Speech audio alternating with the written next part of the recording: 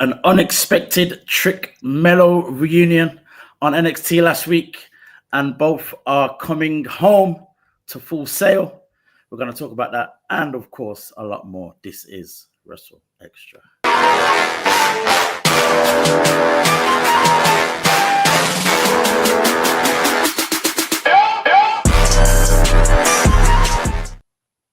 Yo, this is Wrestle Extra. I'm your boy, A Dazzle, the Black Wrestling Advocate. Always joined by my tag team partner, the man that is Gerard Bonner. Professor, what is going on and how are you doing, sir?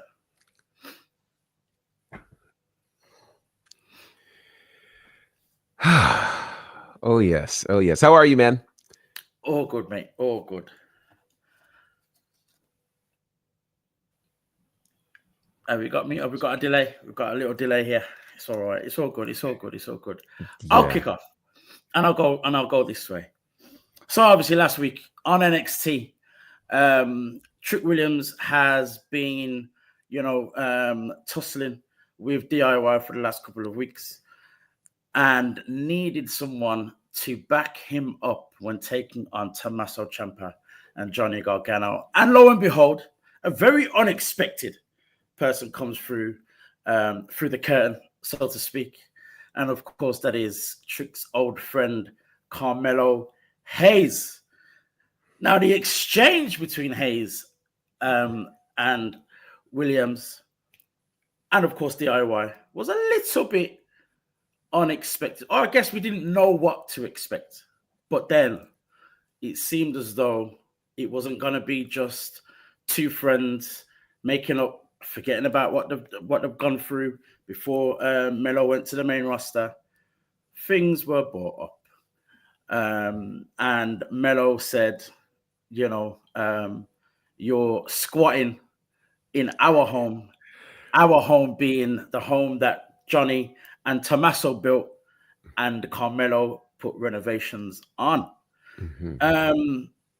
So the question from me to you, Gerard, is one, how does this one play out?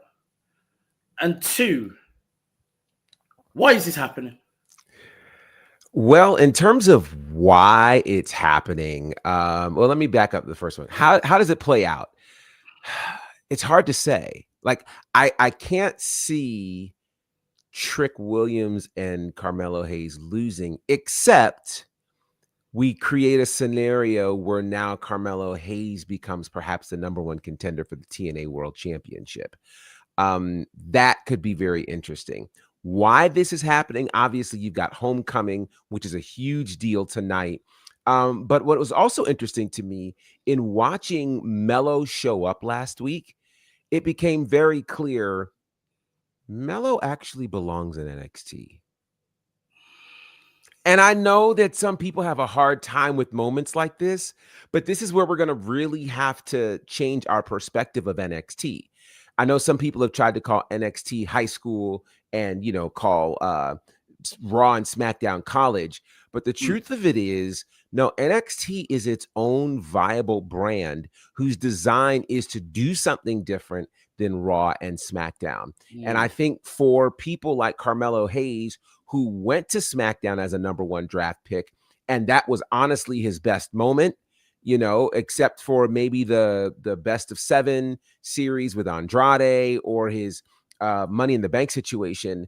Other than that, we've not seen the Carmelo Hayes that showed up at NXT all those years. So I think, what this does is it tells us, no, NXT is a viable brand and it needs to be viewed, and we need to have certain people in there so that they can fully be the stars that they're supposed to be. In terms of how it plays out in the match, are we going to see some kind of camaraderie with the two? Will we see the constant, someone tagging themselves in and that, that kind of situation, and then we get whatever result we get? Which one lends itself better to the story of both the past and maybe what could happen in the future? Yeah, this is why it's so tricky, because all 4 of these guys have meant so much to NXT. Personally, I think DIY, it's weird. DIY could get the win and they could eat the pin at the same time, and they wouldn't be negatively impacted either way. So I think DIY has meant, probably, this is going to sound controversial, I think they've meant more to NXT in its totality than Trick and Mello have, and that's probably just because of longevity's sake, right? Maybe 3-4 years from now we say something a little bit different about Trick and Mello, but right now I think DIY has meant more. Though here's the tough part, and where I think there's going to be a lot of friction with Trick Mello. Trick is a star now. And you could make the argument that he's a bigger star now than Carmelo Hayes is. I mean, think about this. Boy, how times have changed. When Trick and Mello were here, Trick was fighting to get into the spotlight and get out of the shadow of Mello. Right now, you have Carmelo Hayes fighting to get out of the shadow of The Miz. The Miz? What? Meanwhile, Trick is in nobody's shadow. He's two-brand Trick. He's a TNA world champion right now. He's carrying that brand while still being a very significant part of what's happening in NXT. So I think there's going to be friction tonight with the Trick Mello gang. I don't think that Trick and Carmelo Hayes are going to have enough continuity to win this match. And I think there's more money found in DIY winning and then a battle between Trick and Carmelo Hayes, because now we got to see who the real star is, because the tide has changed. Momentum has changed. Things have flipped. This is a far different Trick Williams. Trick is a better wrestler now than he was when they had that match at Stand and Deliver a year and a half ago. So a Trick Carmelo match right now would probably be what we wanted it to be at Stand and Deliver last year. So I think there's money there. You could make an argument that we could set this up either for No Mercy in a couple of weeks, or if you drag it out to Halloween Havoc, you've got a real opportunity, I think, for a great, great match there. Now, I know, on the TNA side, you got Bound for Glory coming up in October, where it's supposed to be a title match for Mike Santana. But so maybe No Mercy is the time for Trick versus Mello for the TNA World Championship. And I think we have a real thing there. I think that makes sense. Going back to the difference in Trick, Mello, Gargano, and Ciampa in terms of how important they are and have been to NXT. It's all very different. All four very different. Maybe Gargano and Ciampa are very similar, of course, around at the same time. Their big rivalry, which was massive for the brand. And that's probably around the time as well when NXT had its most success or most notoriety more than anything as well, because we saw them guys as well as your Adam Coles, Keith Lee, Ricochet on the main roster and appearing on the main roster. We had the whole Survivor Series where NXT were involved and all the rest of it. So there's that, and I think that's why Ciampa and Gargano mean that little bit more to NXT. With Mello was in that space where NXT was trying to find itself again, and Mello helped that happen. Yes. Coming away from, it was part of the 2.0, but coming away from the 2.0 into going back to its notoriety or how we see it now. With Trick, he is the figurehead. He is the main man. You can maybe argue Obafemi as well, but Trick is the big star. He's the one that's done the crossover to brand Trick and all of that. So he means that to NXT now and is the current man and is in a very strong position to surpass Ciampa and Gargano, whereas Mello doesn't have that anymore because he's now moved away. Going into what could happen in this match, I think it is the most, I guess for me, the most important or the most likely thing that could happen is exactly what you said about this turning into Trick versus Mello for the TNA Championship Mm-hmm. and Trick winning Mm-hmm. to cement his space, his place, further cement, Mm-hmm. Him being the bigger star than Melo. And it sounds bad to say it, but Mm-hmm. it's the case, it's the truth. But at the same time, I think this could be a Mm-hmm. good thing for Melo because it puts him back in our eyes again. He's not, he's been on TV and he's been having his thing with The Miz on SmackDown for the last few weeks. Mm-hmm. And I think that helps as well. But I think it's going to be, this is kind of like another reminder, to see Mm-hmm. what Melo does, him in his home environment, where he's comfortable, all of those things. And then hopefully that would then, push him as well, even further on SmackDown with everything that's happening with The Miz. That I saw a very interesting image on the internet today, actually, with it was Trick, Bron Breakker, and Sami Zayn. Mm-hmm. There were pictures of, it was like two pictures. You had Melo and Bron holding NXT championships.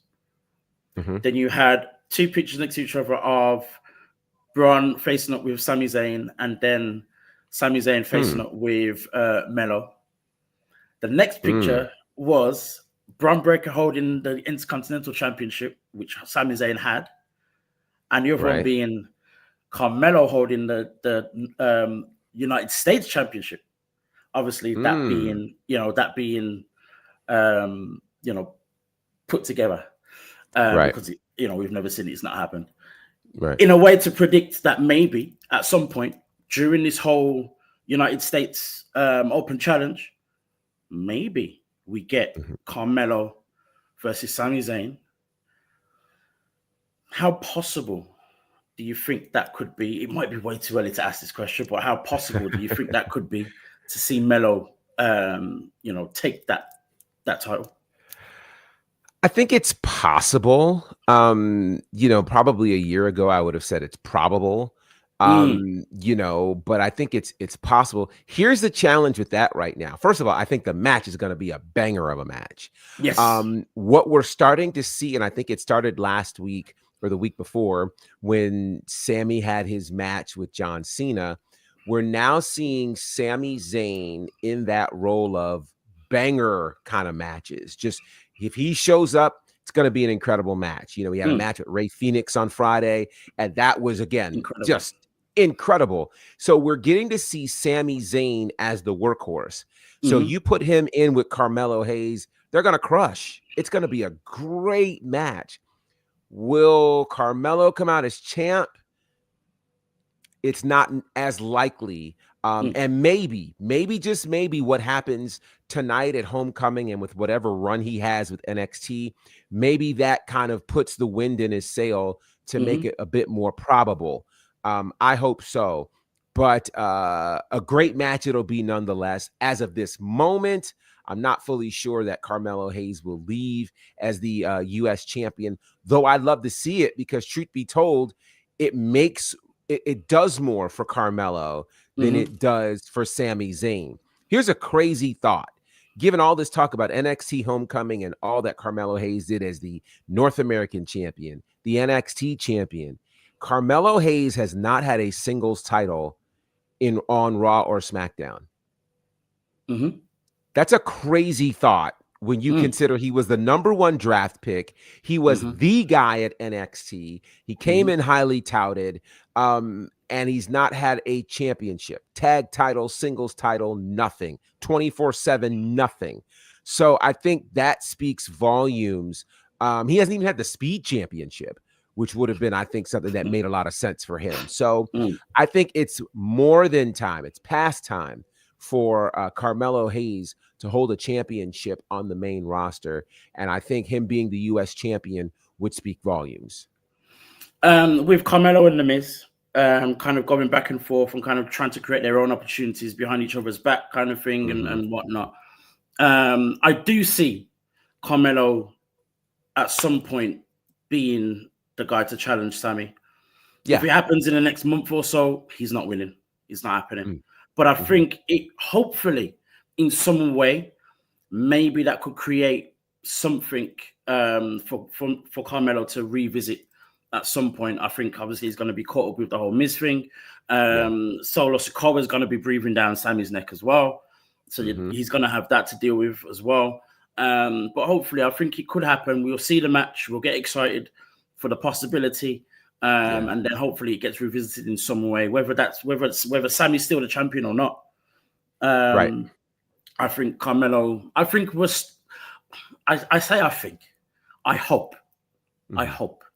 we're starting to see the gasoline being put in the tank for Carmelo to move forward. And I think it kind of starts a little bit more, or there feels to be more intention with it, with this whole thing with Trick and NXT Homecoming. So I guess we'll see how that one plays out. Still talking about Homecoming. We've already seen a number of faces make appearances from the old NXT. We talked about Gargano and Ciampa already. Tyler Breeze is challenging for the North American Championship. That should be great. I miss Tyler Breeze. I absolutely love that guy. There's been talk of so many other names. We've seen Rhea Ripley, Stephanie Vaquer made a return, and Tiffany Stratton, of course, as well, who might be replaced by Taya Valkyrie because she's injured, or there's talk of her not being cleared for tonight, apparently. Interesting. Okay. But then other names have obviously come out. One of them being Bianca Belair, which makes sense. But how do we fit Bianca in to this whole thing? How do you see that one being a possibility or playing out? Who does she confront? Who did she come out for? I think she confronts Lash Legend and Jada Parker. If you think about it, Bianca Belair walked so that Lash Legend and Jada Parker could run.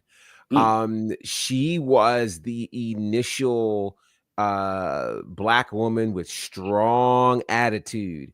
And so I would love to see her come back in that space where she doesn't necessarily have to be physical, particularly if her finger isn't ready for it, but she can come back. And, there's a great argument to be made that she can come back with a major chip on her shoulder. Think about how she was treated when she was in NXT. I think about Sam Roberts, when he made that statement that Bianca was not ready. She was not ready for that championship match she had at NXT TakeOver Portland against Rhea Ripley. And now we fast forward, Bianca Belair is one of the pillars of all things WWE.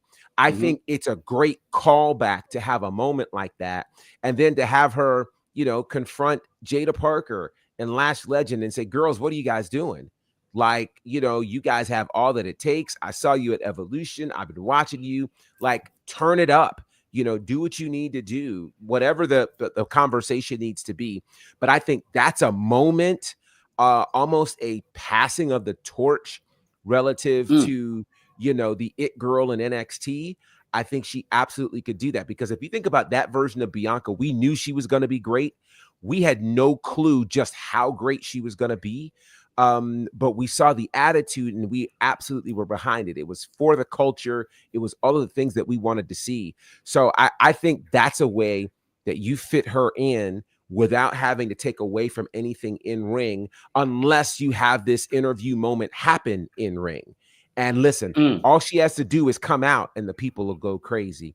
But the image of her and Jada Parker and Lash Legend, take all my money.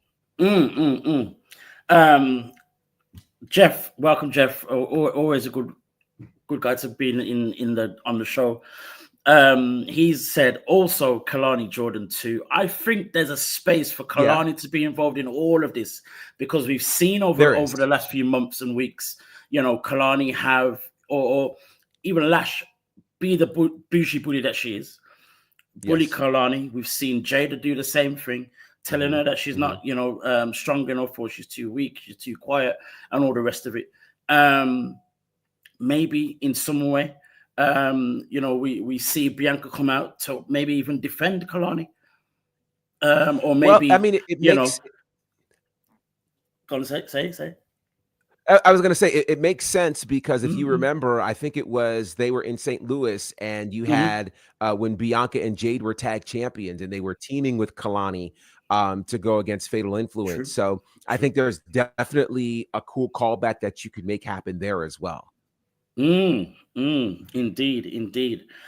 Speaking of Bianca, with the big announcement of WrestleMania happening in Saudi Arabia in 2027,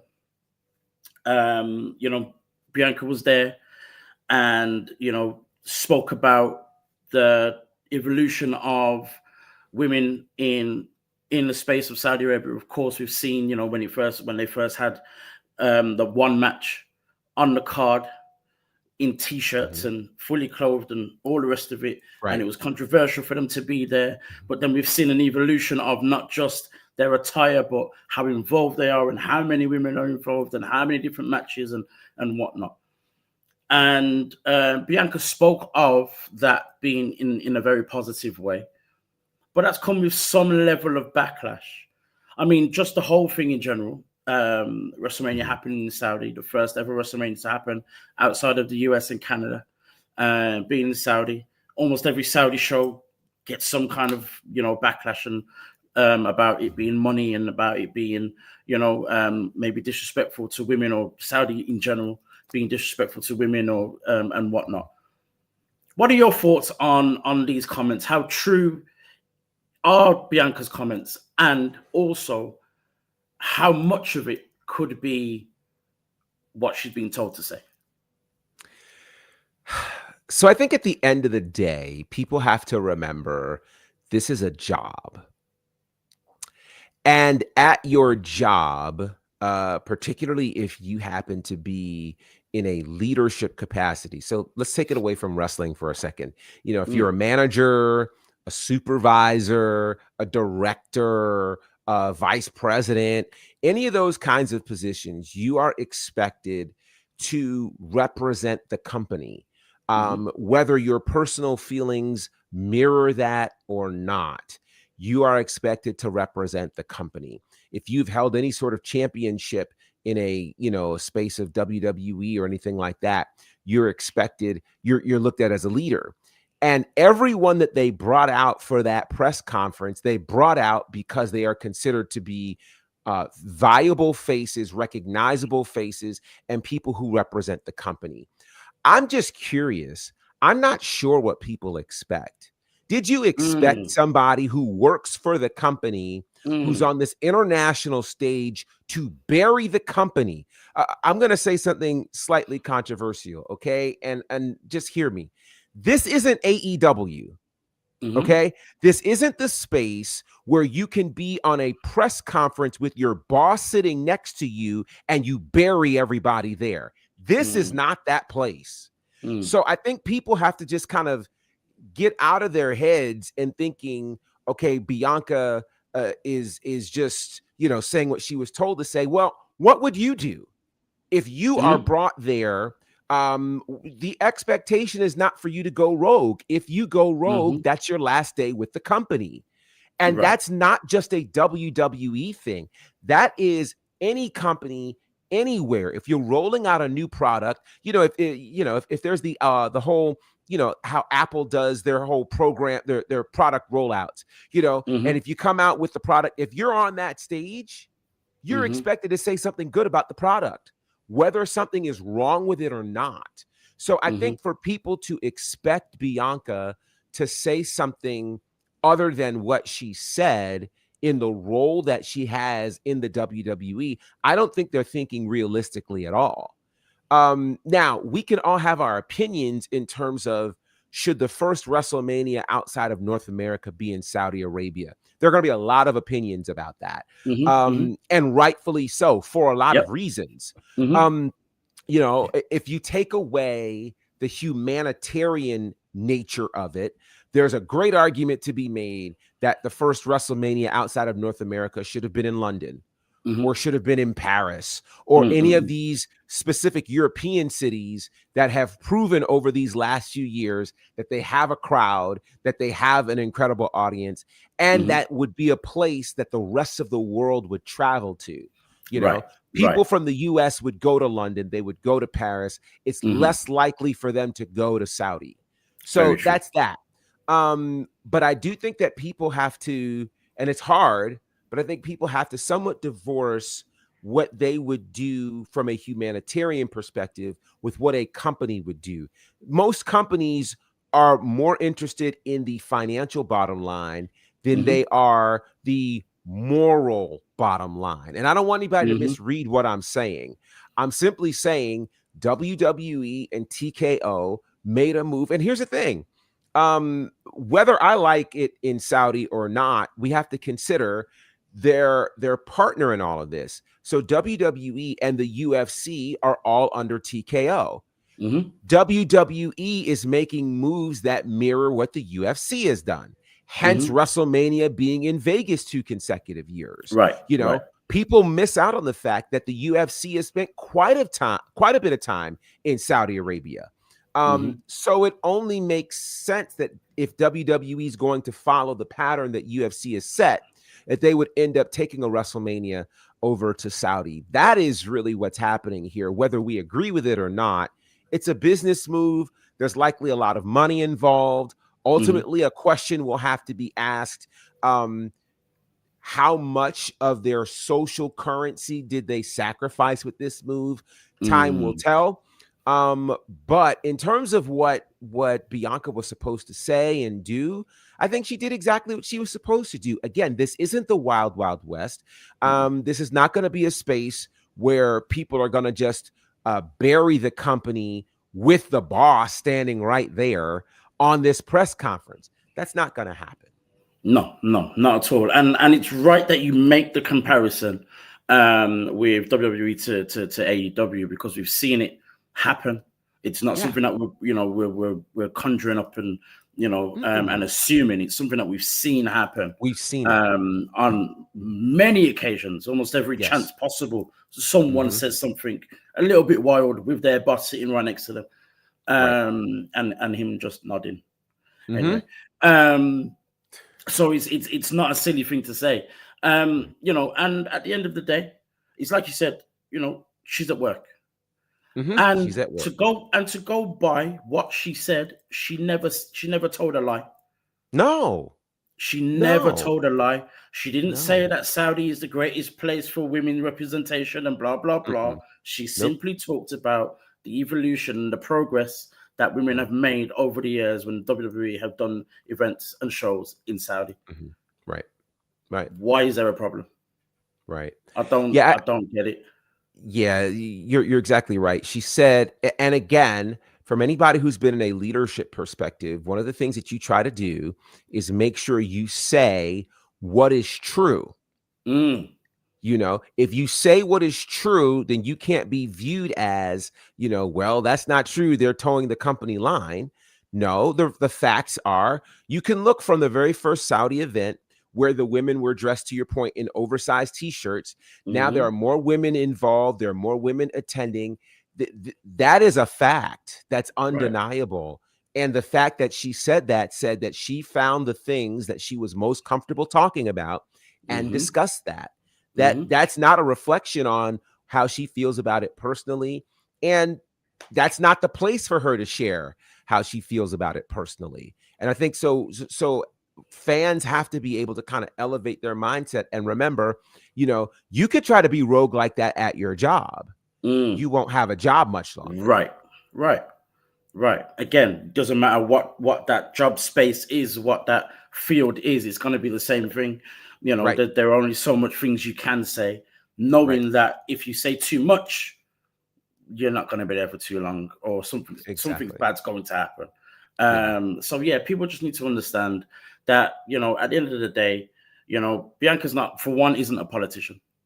Right. Two, isn't, a civil rights leader, and is gonna go there expecting to change the whole perspective of Saudi when it comes to women and whatnot. The simple fact that progress is being made is enough change that was unexpected, and we weren't expecting to happen even from the first time they came out on a Saudi show. So people just need to just calm down a little bit. It is what it is. Let's move on. Let's actually move on. Literally. Moving on.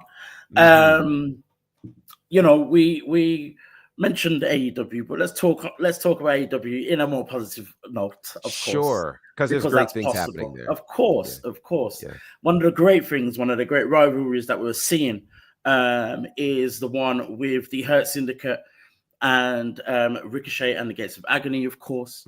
We know that I believe it's next week.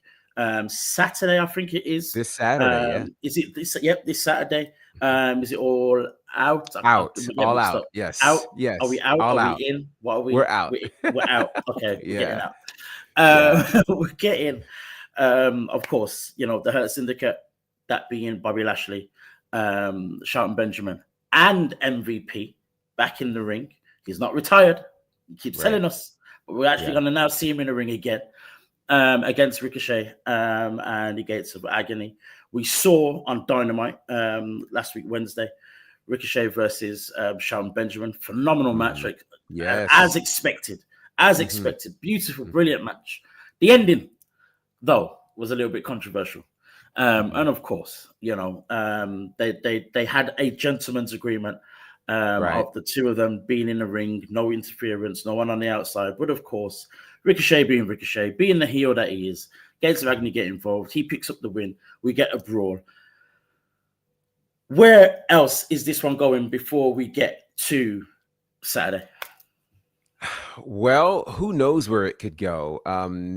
Here is again another war that we really didn't see on the horizon until, of course, All In. And then when we saw it, it was like, that's different. Okay. I think I can rock with it. I'll tell you what I think, and we've talked about this on this show involving some other names. AEW is figuring out how to tell stories effectively. I think back to roughly this time last year, it was a little bit earlier, right before we were at All In, when about 3 weeks before Mariah May, wins the Owen, does her turn in one of the greatest moments ever. And then the next 3 or 4 weeks just drug along because they didn't know what to do. They have figured out how to effectively use their weekly television to tell stories so that we're interested by the time this match shows. That's what's been happening here with the Hurt Business and Ricochet and the Gates of Agony. What's even more significant about this is, they've done this and pulled the Hurt Syndicate away from the tag title space, and we're not up in arms about it because they've given us a great story. And they've got 6 guys who can work well. I also have to give credit to the fact that this was in the 2300 arena. I think that was a great space for them for this residency, and a great space for this kind of warfare to happen, because again, that's a place that's known for things just being out of control, things being crazy. And we got that in that space. So again, everything is falling in line right now for AEW. And this is one of the great wars that's going to happen. It's been a long time since we've seen 2 trios be real trios fighting each other, not something randomly thrown together. So this is great. This is great on so many fronts, and everybody wins, I think, from this. And in terms of who could win the match, there's an argument to be made that Ricochet and the Gates of Agony need this much more than the Hurt Syndicate. And I'm just going to throw it out there. I think they get the win on Saturday. I think I completely agree with that. I feel as though it's more telling. It's more important for Ricochet and the Gates of Agony to win. Yeah, I don't know what the Hurt Syndicate get out of the win if they do. Right. Whereas Ricochet and the Gates of Agony definitely need to secure themselves as this faction, this heel trio, and some type of force within AEW, and then obviously then prepare Ricochet to more things as well. I'm hoping it can continue after this match. I feel like it should in some way, but I think as well that at the end of it all, it should be to propel Ricochet even further. Hurt Syndicate again don't need it. They could lose a few times, and don't think it would hurt their position. You know, and it wouldn't hurt their position in going after coming back to chase the tag team championships. I don't think it would hurt their position if Bobby or Shelton were to go for singles accolades. But I feel as though, as Jeffrey just said, Ricochet desperately needs it. And I think it's not necessarily a desperation, but more so a progression. Like a natural progression. We've seen him, you know, he's been doing the heel thing. He's undeniable. I mean, even down to some of the chants that were happening during the match. It was unreal. It was unreal. You know, there was one where he's kicking Shelton Benjamin in the corner, stomping Shelton Benjamin in the corner, and the crowd spelling out Baldy.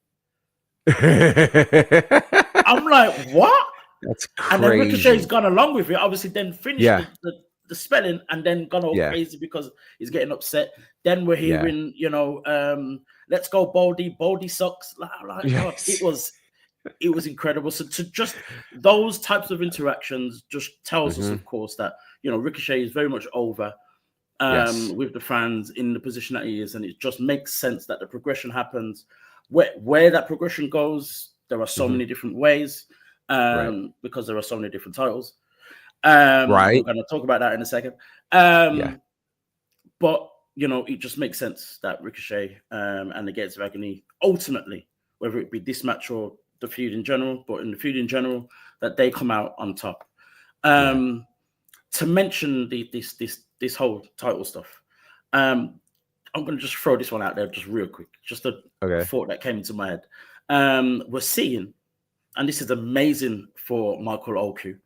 Obviously, you know, the British top guy from British wrestling right now. Michael Oku faces Kazuchika Okada. I believe has it happened already, or is it going to happen? I can't remember. I feel like it's going to happen. I'm a little off. I can't remember.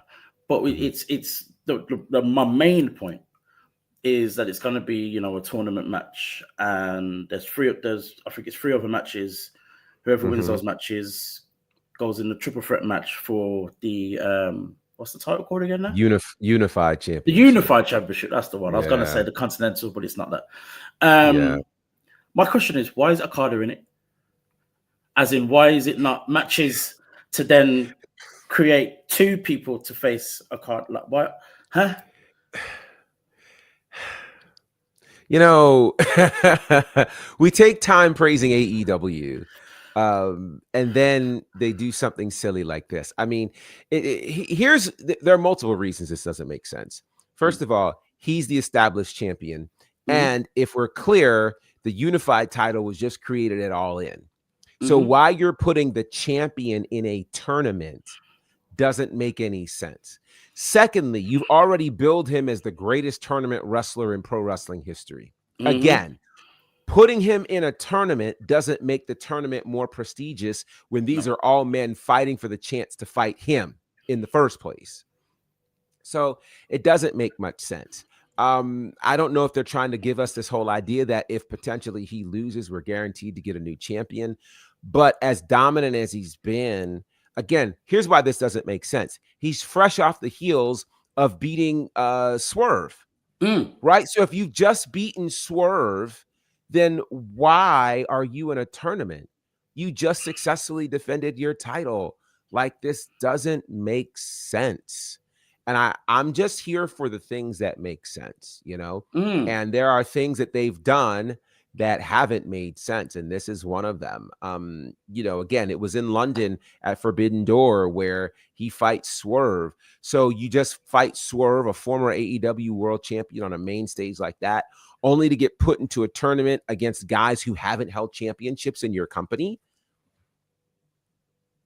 Doesn't really make sense. I'm trying, Listen, I'm trying. It's like we took a point away from him. We gave him a few big points, and then it's like, Yeah, I don't know. yeah. It is one of those perplexing things that seems to happen often, and I understood in a way, when it was happening when we had the Continental Classic, Sure, and because he's even defending the title, and yeah, right, even the second one when we already had a champion established, and I still felt as though the champion shouldn't have been in it. It should have been whoever wins the tournament faces the champion, but we had it, and it kind of made a little bit of sense. This one being a kind of like a one-off, 1 week tournament thing, kind of just does. If it was the big 8-man, 2 leagues, whatever it was tournament, right. Okay, I'd understand it a little bit more. But for it to be kind of like a flash in the pan type of scenario, that's the part that kind of like irks me more than anything. But we are where we are. It's here. I'm hoping that in some way, it gets eyes on Mokoloku, which is a great thing, of course. Yeah. I'm a little bit frustrated on the stagnant development, I guess, of Mokoloku in terms of getting some type of contract or whatever else. Obviously, he's still doing his thing in British wrestling, still having great matches, defending the championships. He had a great match against Leon Slater at Rev Pro's big show. Them two in the main event, 2 young black British guys on the main show of the biggest show of the year in Britain. Different level. And if you do want to hear more about that, actually, check out the Wrestling's interview with Leon Slater. He talks about that and how important it was to him as well. And a very, very good interview. So that's on the Wrestling's YouTube channel. Check it out. It's amazing. But speaking of development, something that you're very heavily and very closely involved in, of course, is Arshay. We weren't able to speak about this last week. We weren't here last week, unfortunately, but we are here this time. We are here this week. The biggest news from that show, of course, is that we crowned the first ever Arshay Women's Champion. I'm not going to speak about this because I wasn't there, so I'll let you speak about all things Arshay and just tell me about the show in general. But then, obviously, let's focus on, this new women's champion. For sure. Lots of big news coming out of Arshay 11, which was about 10 days ago or so. Took place, of course, in Charlotte, North Carolina, and it was phenomenal. 8 days ago, September 6th. Yeah. So phenomenal time.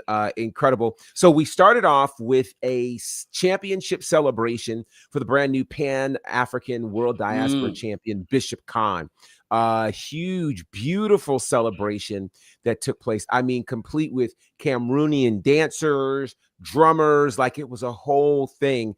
It would ultimately be interrupted by the former champion, Shug D, also by the #1 contender, Isaiah Broner, turned into a whole thing.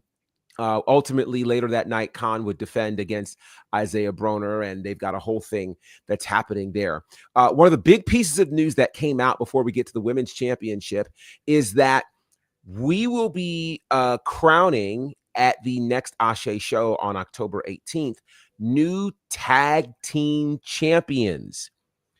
So the Ugly Gang got a big win over the Audacity. That put them into a space to be able to challenge for the newly minted Arshay Wrestling Tag Team Championships. We found out their opponents. It's going to be TME, which that team is crazy. Gannon Jones, Duke Davis. It's gonna be a problem in October, guys. So we'll make more history there. Of course, the main event was for the newly minted, the inaugural Arshay Wrestling Women's Championship.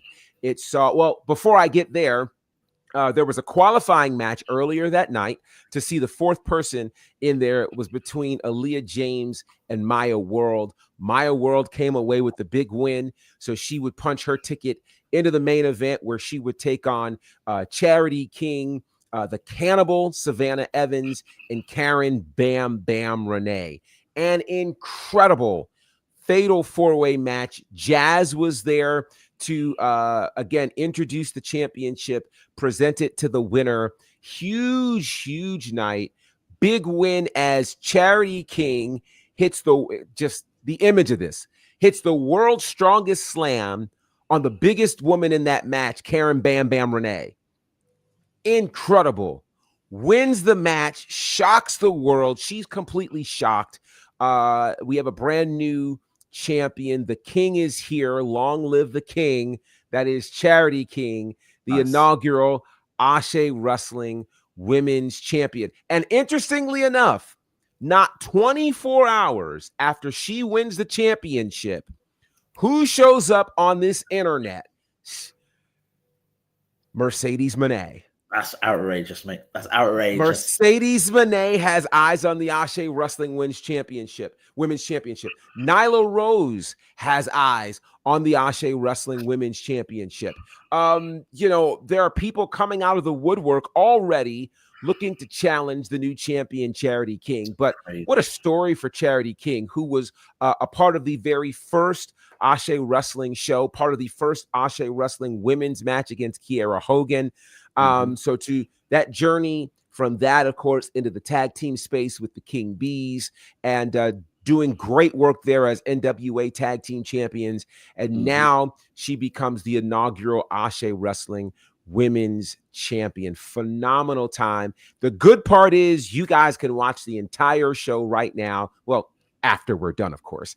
You can watch it on the Ashe Wrestling YouTube page. It's available now, Ashe 11. See the entire show, pre-show and all. Great moments involved there. Plus my exclusive interview following the match with Charity King immediately after she's won the championship. Emotional, powerful, and get ready October 18th for our next show happening in Charlotte, where we will crown the inaugural Ashe Wrestling Tag Team Champions.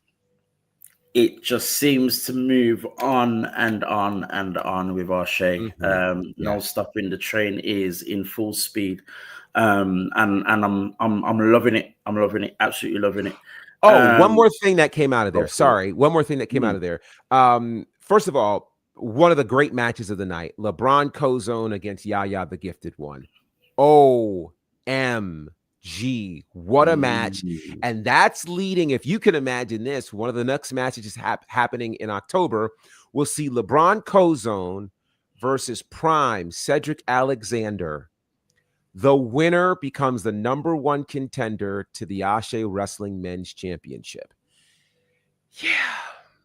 It's getting crazy in Ashe. It's getting very amazing. It's that's a full circle type of moment as well with LeBron and Cedric, of course. Wow. That North Carolina space is something different. It's popping. It's something popping. Different, mate. It's something. It always has been, though. It always has been. It always has been. But I like the resurgence that it's receiving right now. It's a beautiful thing. Let's go back to the whole thing with Charity King. Yes. Of course, as you said, in the first ever match, women's match in Ashe, does her thing with the King Bees, and obviously now crowned the first ever Ashe Women's Champion. And of course, we've been less than 24 hours. Mercedes Moné has her eyes on the Ashe Women's Championship. Mercedes Moné has been collecting belts like we collect wrestling figures. Yes. In your mind, it's very early to say, but the simple fact that she's mentioned, the simple fact that she's even put those 3 letters together on her Twitter is incredible. Right. In your mind, being as close as you are to the action with Ashe, how possible do you think it is to see? Just saying it sounds crazy. Mercedes Moné turn up at Ashe. Stranger things have happened, and this is 2025 in the wrestling world. Let's just talk about this. Our very first main event was Trish Adora versus Aja Kong. right? Like, yeah, we Mm. have pulled off some Mm. incredible things. Remember, before he signed to, well, interesting, before he signed to AEW, the very first match at Ashe involved Kevin Knight, who right now is True. doing great things in AEW. Mm. Before he went to AEW, Shelton Benjamin made his way through Yep. Ashe Wrestling. So I don't think it's off the table at all. I think it's wild. And the fact, again, that this, without us trying to get her attention, got her attention, speaks volumes to where Ashe Wrestling is. All eyes are on this product. And I think for someone like Mercedes, who has really been trying to make her way throughout the wrestling world, for her to Mm. appear in a promotion with the ilk of Ashe is Mm-hmm. a win for Ashe and for Mercedes. You Mm-hmm. think about her history-making moment back at 38, I believe it was 38, her and Bianca Belair, the first two African-American women to main event WrestleMania, to have that opportunity to, again, carry that lineage with Mm-hmm. her into an Ashe wrestling ring. I don't think it's an impossibility at all. It's going to be interesting. I mean, as you said, stranger things have happened. Mercedes in the last, 3 or 4 months has won championships in Poland, Yes. in Italy, and in Scotland. Yeah. No one had that on their bingo card a No year one. ago, 2 years ago, No. 3 years ago, 6 months ago, 3 months ago. Right. So, it's not impossible in the slightest. And I think, oh gosh, the possibility or that happening, seeing that happen is going to do wonders. It's going to do wonders, and I'm excited to see it play out. I think I'm speaking it into existence, like it's already set in stone in it, because I'm just like, let it happen. Let it happen. There's no better time than right now for it to happen. If we talked about this again, like I said, a year or two ago, it would be like, maybe not too sure. Not even just because of where Ashe was or even wasn't, but also to do with where Mercedes was and wasn't as well. But right now, wow. Here's another question, actually. Do you feel as though if it does happen, and if Mercedes walks into Ashe at whenever she does, holding so many belts as she already does as well, do you think that can only be positive, or is there a bit of a negative in that as well, with Mercedes doing this whole collecting belts and trying to kind of be dominant, and the whole talk of her kind of being selfish and whatnot? Well, I think kind of a rule of thumb in pro wrestling is anytime anybody has a large cachet, a large following, a massive name, they can only help the company that they're connected to. So if she were to walk in Ashe, it'd be massive news for Ashe. It'd be massive news for Mercedes, given what Ashe represents. So I think that would be a huge win all the way across the board. I think the bigger question ultimately would be, would Mercedes be able to, if she were to come in and challenge for the women's championship, which again, nothing is set in stone. I don't know how any of that would work. If she were to challenge for it, would she actually win the match? I mean, it's not, I think people think that because Mercedes shows up somewhere, that it's a foregone conclusion she's going to win. She didn't. Let's now we could burn up the internet by saying this. For all the companies she showed up at, she didn't win the world title at her home company of AEW, right? So anything can happen. Wow. She certainly lost championships over time.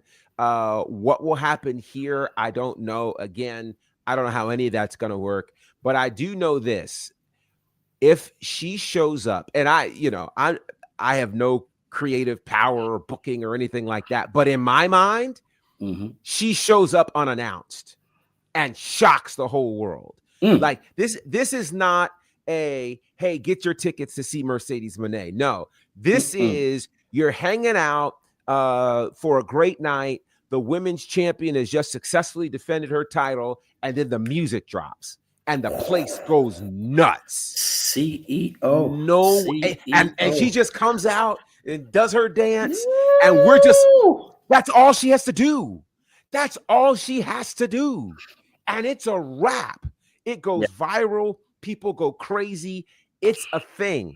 So, yeah, I love the unpredictable nature of what pro wrestling can do. And again, I think anything is possible right now. And given where the wrestling world is and where it's going, I don't think it's impossible at all. And I'll go so far. I'm going way out here and saying this. There's a lot of talk about, we alluded to earlier, WrestleMania 2027 being in Saudi.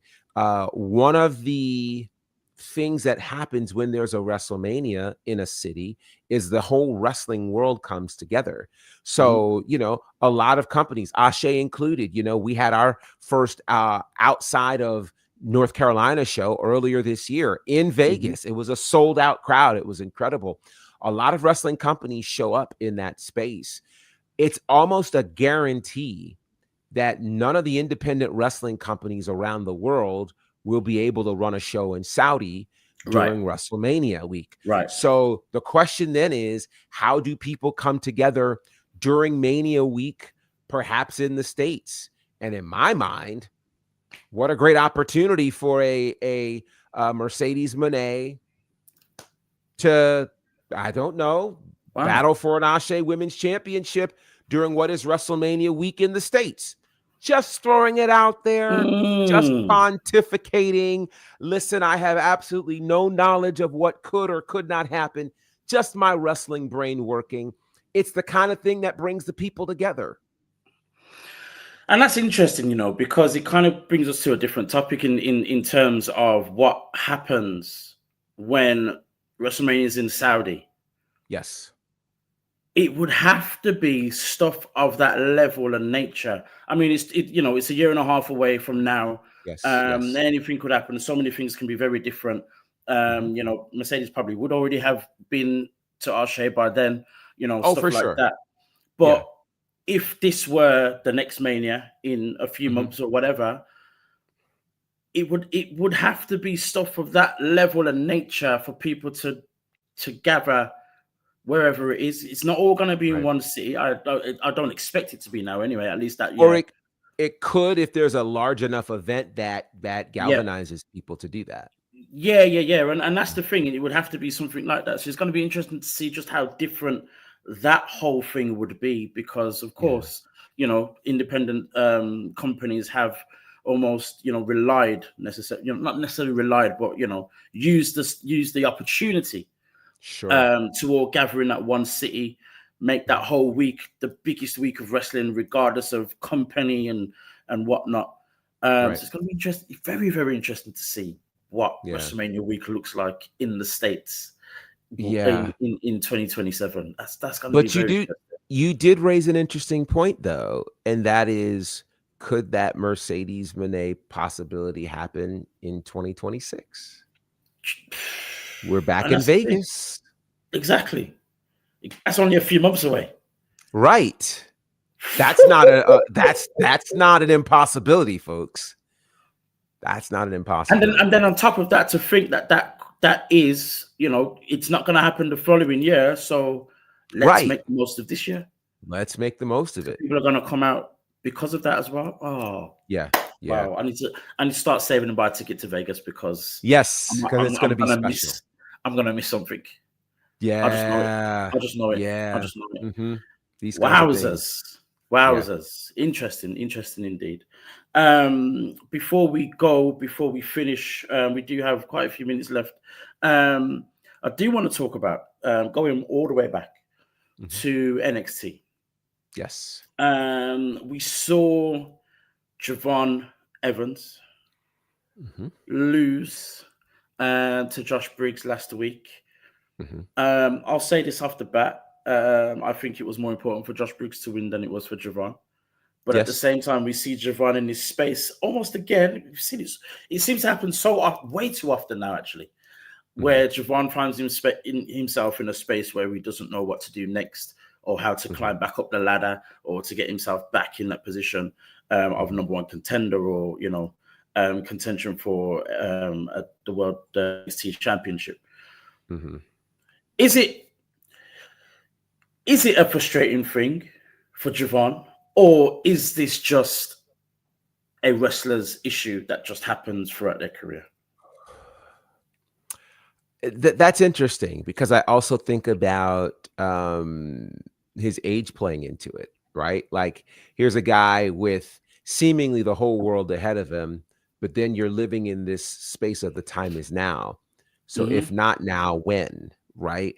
And I get that. Like, no matter our age, we always feel like now is the time. It has to happen now, because we don't know what's going to happen 2-3 years from now. So if it doesn't happen now, when does it happen? I can see that crisis of confidence. I do think, though, we can't have that happen too often, because if there's always a crisis in confidence, then are you ever confident? And he's too good to keep having these crises. I could see you going, man, I should have nailed that one, but I'm going to come back bigger and stronger and do whatever. But kind of in this space of, I don't know what to do next, I don't know what's happening, like, that's happened too much recently to him. For us, if it happens too much, we start to lose confidence in Javon. And I think that is potentially dangerous, which leads us to tonight in terms of Homecoming. What does he do? Right? Like, does he randomly show up and make his presence known somewhere to say, hey, I'm still the guy, pay attention to me, amid all of these folks coming back and forth, I'm the name you need to pay attention to? I think that's going to be interesting to see how this goes down. I believe Josh Briggs has his shot at No Mercy. Is that right? No, or is it's not tonight? It's Ricky Saints is at No Mercy. Saints is at No Mercy. So, well, I mean, so there's time between Saints and there's time, but he's going to have to show himself. He's going to have to do something. He can't keep living in this crisis of confidence. And I don't know if he finds a way to get added to that match at Ricky Saints at No Mercy, but something has to happen for Javon Evans. And I'll throw this out there because we got a big weekend. You got All Out this weekend. You got WrestlePalooza this weekend, the debut on ESPN. But I'm going to make an argument that I think that NXT Homecoming is bigger than all of them. I do. And why do you say that? Give me your reasons. Give me. Here's why I say that, because we get to see the power of the NXT brand by looking at all the stars it's created coming home. Think about this. From the more recent stars like Stephanie Vacour, who's going to be getting a world title shot on Saturday, to Rhea Ripley, who's been arguably the biggest name in women's wrestling, Tiffany Stratton, who's had the kind of year that people only dream of, Finn Balor is coming back, Mr. NXT, right? Just coming off of a great moment over at AAA.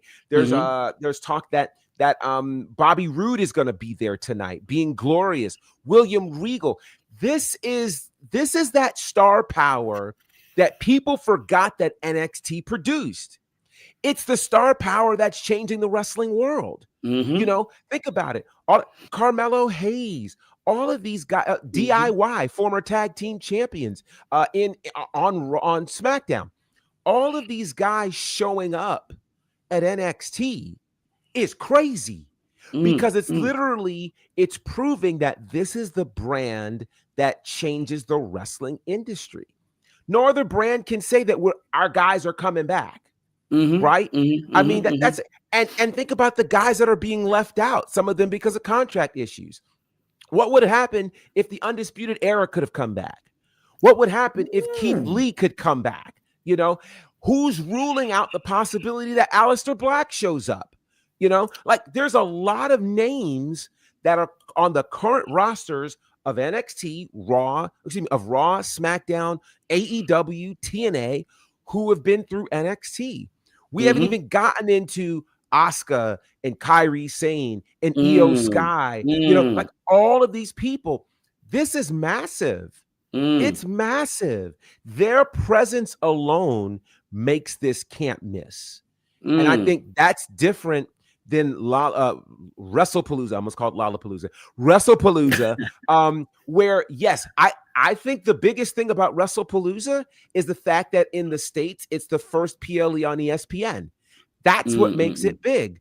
You know, outside of, you know, Cena and Lesnar, which you could take or leave, you know, it's going to be a one-time thing. You got the women's world title. For those who are excited about AJ Lee being back, like that could be a thing. But to me, what we're seeing at NXT represented a whole generation of an underdog brand that went on to take over the world. And that's happening tonight in the place where it all started at Full Sail. Like, you can't tell a better story than that. The Gainesfield Fieldhouse doesn't have that kind of story with this. ESPN doesn't have that kind of story with this. All Out in Toronto doesn't have this kind of story with this. This story writes itself. The history involved. Most of us were connected to NXT in that black and yellow brand during that phase. We loved it. We lived for it. The takeovers, all of the things that would happen on weekly TV over at Full Sail. It all happens tonight. That to me has much more significance for a wrestling fan and a wrestling purist than either of the other two PLEs that are happening this weekend. And it's no knock to them. But for me, that's why Homecoming is that much bigger. Wow. I mean, when you put it like that, it's undeniable. And as you're saying what you're saying, and with NXT creating the stars and having the impact that it's had, and, you know, we look at the stars now and, you know, look back to where they came from. You know what it reminds me of? It reminds me of the early TNA. Yes. And the amount of influence that has had. So with your Samoa Joe, AJ Styles, you know, Chris Sabin, so many other people who have come through, you came through TNA. And you look at the likes of, you know, your Leon Slaters and other younger talent who have said, you know, they grew up on TNA. Yeah. I think we're seeing that same thing with NXT. So your black and gold to now, we're going to see, you know, wrestlers that have probably will come through in the next five years or so, saying that they watched so-and-so on NXT. They watched Finn Balor, Sami Zayn, Kevin Owens, Carmelo Hayes, Bron Breakker, all these different people on NXT that inspired them to become wrestlers. Absolutely. So when you put it like that, it really is a much bigger showcase, or there's definitely certainly much more importance to Homecoming than WrestlePalooza. And you know, it's not to knock WrestlePalooza at all. I think, you know, the John Cena, Brock Lesnar thing is a massive thing. The Women's Championship is a massive thing. You know, even, you know, AJ Lee's return, massive. AJ Lee's return for me was bigger than John Cena's heel turn. And that sounds crazy. Wow. But I really think it was. I honestly think it was. I honestly think it was. And that's only because John Cena's heel turn didn't quite work out more than anything. It's the heel turn itself was great. It was the walking out of it the months prior that didn't, or following that didn't do. But yeah, so, you know, you've got all of that. That makes sense, and it's going to be must see as well. But it's their focus, or the WWE's focus, is more of it being the ESPN thing more than it is about the matches itself. Or the matches have been created to make the ESPN thing bigger. Whereas with Homecoming, the matches have been created in order to, you know, celebrate NXT. Right. Oof. So with that said, it definitely is a bigger deal for sure. I think it's going to be must see. I'm not always the biggest fan of the nostalgia, a nostalgia show necessarily, right? But if done right, if done well, and in general, but that's just me. You know, I'm one of probably a very small percentage who you know don't necessarily get excited. But I think, you know, NXT is NXT. It's been the best wrestling show on our TVs for at least the last 2-3 years. Easily. In terms of consistency, what it does for us, how we get excited, what it means for the company, what it means for the future, all of that. So, you know, I'm still very much excited to see what happens and how things go down. Going back very quickly, actually, to the Javon Evans thing as well, and how he may show up on tonight. Other than a brawl with Josh Briggs, I think we may get something very something along the lines of what he did last week in terms of coming out, kind of feeling down and saying how down he is and blah blah blah. And then I think someone from the past will come and challenge him, and then we'll get something like that. Or the other way around, where someone from the past will be in the ring, and then Javon Evans comes out. I like that. Yeah. I think that could be a strong possibility. It then makes me think about Wesley and how Wesley is going to be involved in it in some way as well, because we can't forget him. That would be fun. But I think he's been forgotten, which is a bad thing. I agree. Oh, it's upsetting. I agree. I totally agree. I totally agree. Yeah. I'll throw this out there, related yet unrelated. This weekend, we said goodbye to the Action Building, which is housed Southern Honor Wrestling. And so very briefly, what happened, the city of Canton bought the building a couple of years ago and made the decision literally about 6 weeks ago that they're going to demolish the building. And so, that building also doubles as a church as well. So there's a lot of things that you have to, you have to get out of there and all the kinds of things. So it was our last show there this past Friday, and talk about a homecoming kind of show. It was that kind of show. AC Mack joined us on commentary. Alan Angels was back as part of the new era. Like, it was a whole thing. And Ashton Starr returned and shocked the world by winning the Jake the Snake Legacy Championship from Bryce Cannon. And so, there's just a lot. Joe Black ended up fighting 8 former Southern Honor champions and retaining. It was nuts. It was nuts. So I can't wait for you guys to see it once it hits IWTV. But a big weekend. So I got to shout out all of my friends over at Southern Honor for just an amazing run at the Action Building, and a new venue coming in November to continue the next chapter of that promotion. But what a special time for Southern Honor. Very, very special show. And exciting times. For sure. On that great note, Gerard, just give me more of where we can find you, where you'll be, what else is going on in your side of the woods. For sure. Of course, you can find me on the socials at Bonnerfied, Instagram, Facebook, X, TikTok, all of those places. Of course, you'll find me with Ashe Wrestling. Again, our big show, Ashe 11, is available right now on the Ashe Wrestling YouTube page. You can check that out. I just mentioned the Southern Honor show, which happened, Leave the Memories Alone. That'll be on IWTV very, very soon, so be on the lookout for that. I've got a show coming up next week with the Nightmare Factory. I believe that's going to broadcast live on their YouTube page.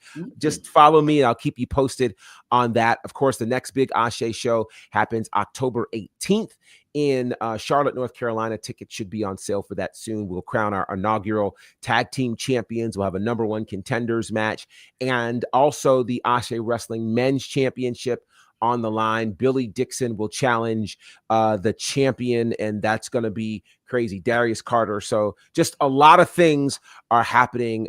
Very, very excited about all of the things that we're working on. So stay tuned. Again, follow us at Bonnerfied on all of those spaces. Amazing stuff. And of course, you guys know that you can see us here every single week, every single Tuesday on the Black Wrestling Alliance YouTube channel. Of course, 6 p.m. UK time, 1 p.m. Eastern. Work it out wherever you are. And of course, if you don't want to do that, as I say, every single week, you can watch us whenever you want on demand on YouTube. Of course, you can follow me and all things Black Wrestling and BWA Instagram. Check us out, find us, follow us, keep in the know, and we will see you again next time. See you later, guys.